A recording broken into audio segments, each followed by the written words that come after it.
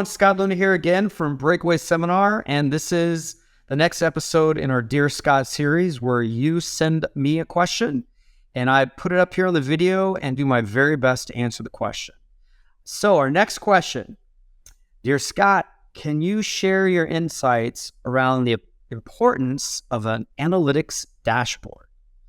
All right, so what this question is pertaining to is having software that mines the data out of your practice management software and creates these dashboards of numbers so that you can track things like case acceptance percentages, reappointment rates, diagnosis rates, the health of your collections.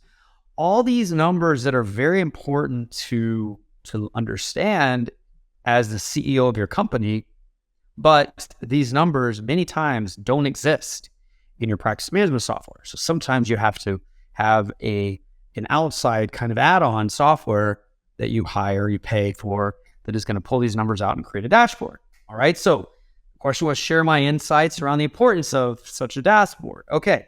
Very important to have these things. A practice that does not use an analytics dashboard, it kind of reminds me of being a dentist. If you had to do dentistry without taking x-rays, what would that be like? What would it be like to be a dentist that is not taking x-rays?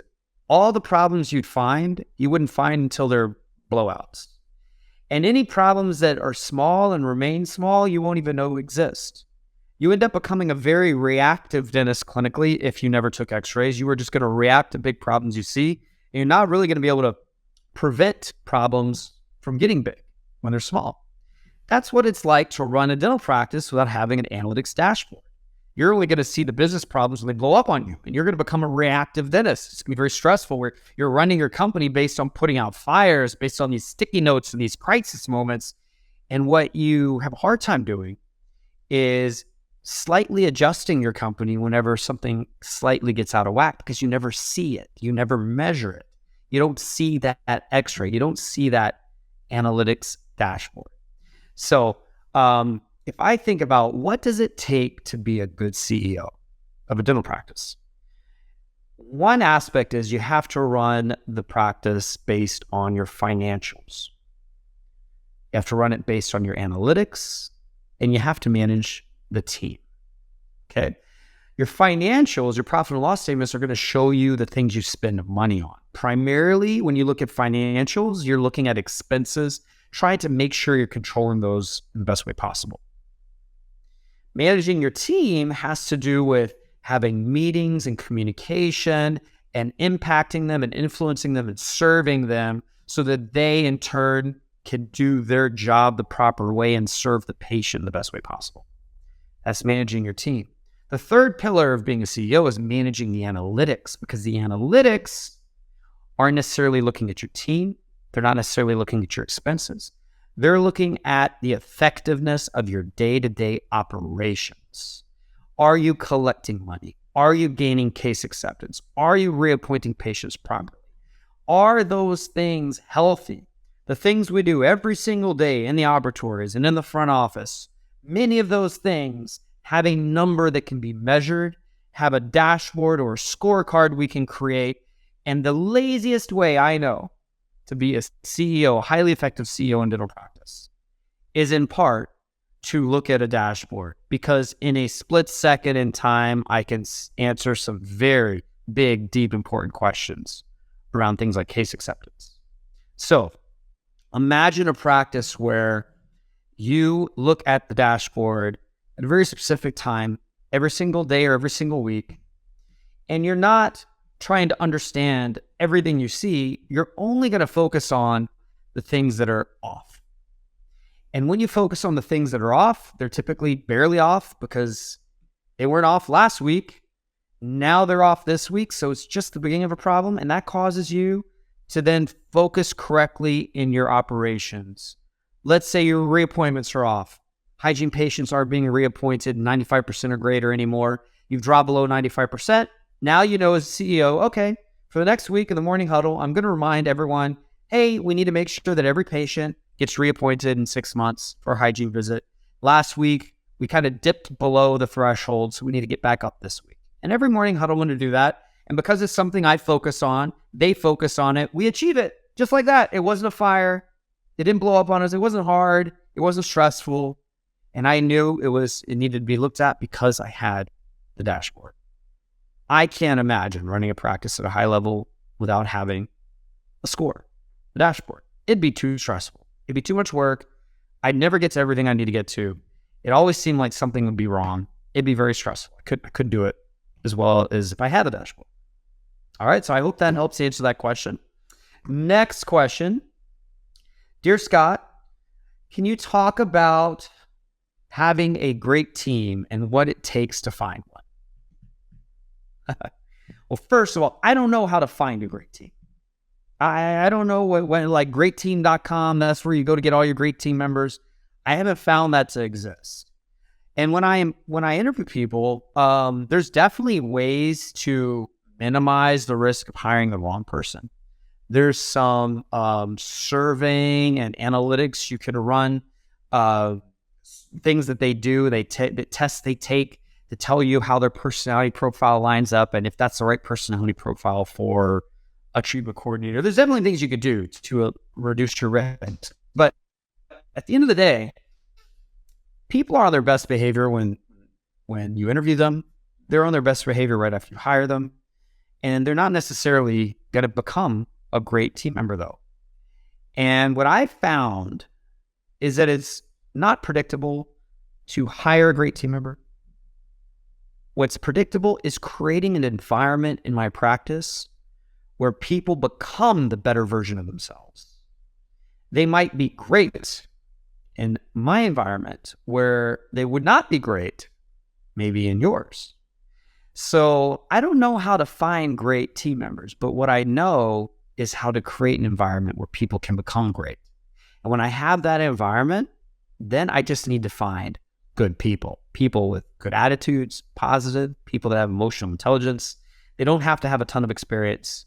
I just need them to operate in this environment. So what I really want to talk about is the environment that causes people to become a better version of themselves. Okay. I'm gonna list it down into little ingredients. So the first ingredient is everyone has a job title and a list of things they got to do every day. So if you are a scheduler in my practice, you have certain things you do every day, certain things you do every week, and certain things you do every month, and they're all on a simple checklist. Every day you have to do these things. And because it's on a checklist, it's easy for me to train. They know they have to do it, and they're reminded. They don't have to remember. They don't have to think about it. It's right on the checklist. They do those things every day. The second ingredient, though, it's not enough just to give them a checklist. Anyone can check off a box and actually do it. The ingredient we have to pair with the checklist is the audit. I have to audit a small sample of the work they do. So if they have some, little task on their checklist, like restock the coffee bar every morning, I have to go check to make sure the coffee bar was restocked. That is bringing accountability to the checklist. So if they don't restock the coffee bar, I see it and I talk to them about it and I remind them they have to. I might train them how to restock it. I have to maybe even give them a warning if they keep forgetting it, keep not doing it. There comes a point, though, where they're doing it not because it's on the checklist, but they're doing it because they see me walking around checking. That's the environment I need, where everyone's given the checklist, the tools they need to remind them how to do a perfect job, and they're being audited or graded. And so that brings accountability and it makes it very easy. And in that environment, they end up doing what they're supposed to be doing. And then it's about positivity. Then when they're graded, thank you. Thank you for doing this. You're doing great today. Thank you so much. That's the communication. But you see, if I don't audit, there's no accountability to them doing their job. And then what happens is over time, I catch things on accident. I catch a restroom being dirty. I catch patients not being reported. I catch patients not having, us not collecting their money. I mean, I catch problems and it becomes stressful and then problems pop up. And sometimes I catch them because there's a complaint from a patient, complaint from a staff member. all of these things are symptoms. They're not actually the problem. The problem is that I didn't have a checklist with auditing. When I have a checklist for the team member and I have auditing in place and I positively serve them and communicate with them, I create an environment where someone might become the very best version of themselves. And you might walk into my practice saying, oh my God, where do you find such great people? And I'm like, I don't know where to find great people. I know that most people inherently want to be great. And if you give them the tools and the support and the accountability, most people will become that. Here's a quick little story.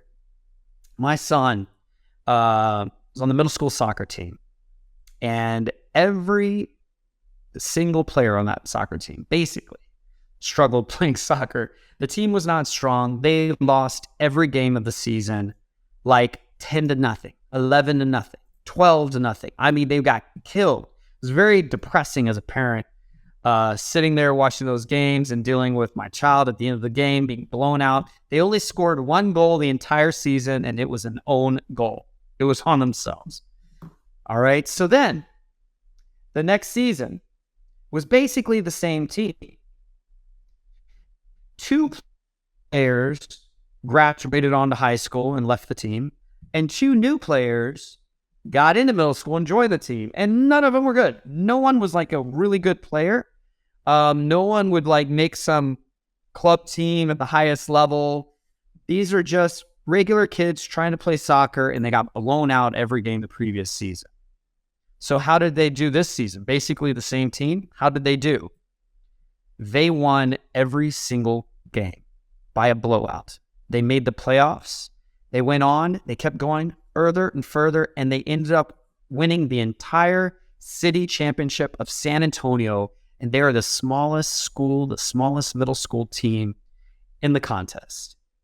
And you might look at the team and say, oh my God, where did they find such great players? They weren't great players. What was different about that team from the previous year? It was coach. The coach was a new coach. It was actually me, so I'm bragging now. I became the coach. And it's not that I'm an amazing coach or anything, but what I did is I changed the environment around the kids. Practices became 5 days a week instead of 3. And in order to make that happen, I loaded the kids up in a van right out of school, took them to the field and practiced with them, and brought them back to the school so that it was so easy for the parents. And then in practice, I found every player had something they were decent at, and I made sure that we did that thing over and over and over and over and over until they became a master of their one thing. And then on the field, we ran 4 or 5 drills constantly, every single practice, to where it became second nature, muscle memory to do those 4 or 5 things using the strength, the one strength of that player. And it ended up looking like everyone was amazing. But what it actually was an environment created the best version of themselves, the best player they could be for the team. And that resulted in us blowing every other team out and winning first place in the entire season with practically the same team as the previous year. Okay, what did we learn from that little story? We learned that it's not about finding amazing people. Everyone can become amazing. It's about serving them in a way to be the best version of themselves. And serving does not mean doing it for them. Serving means giving them the tools they need, giving them the accountability they need, and doing it in a positive way. And that is how I know how to build a great team. And when we get down to the nitty-gritty details, it's a checklist and it's a set of audits. That's what it is. All right. I hope that was helpful for you guys. If you have any questions, if you want me to answer your question on the video, then please send it to me. Connect with me on Instagram or other social media. Also, if you'd like to learn a bunch of the stuff that I teach about running a high profit practice, go to breakawayseminar.com. Check out my Business Masters course, which is 2 days long. It's 400 pages of content, and it's pretty darn cool. It's the thing that I've built in my career that I'm probably the most proud of, is condensing the mastery of business and dentistry into a 2-day high-intense seminar. So check that out. All right, send me your questions and look for your question to be answered on a future episode of Dear Scott. Thanks a lot.